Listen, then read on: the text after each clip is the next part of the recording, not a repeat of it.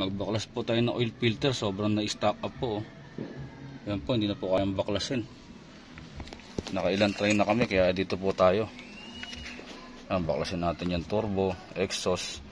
Bago natin mabaklas yung oil cooler, nandun yung fuel filter, ayun po. Yan, medyo po ito, kasi ito matagal hindi na na change oil. Yan po guys, natanggalan natin yung turbo.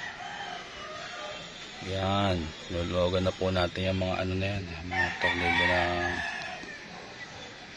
oil cooler. Yan po, yan.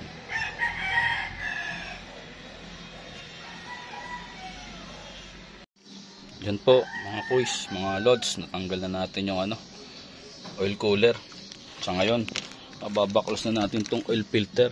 Ayan po, napakahirap tanggalin. Ayan, tinan nyo ho. Diba po, sinikwat na namin una yung oil filter range, hindi kinaya sinikwat. Yan, ganyan po yung itsura nya, sobrang na stock po.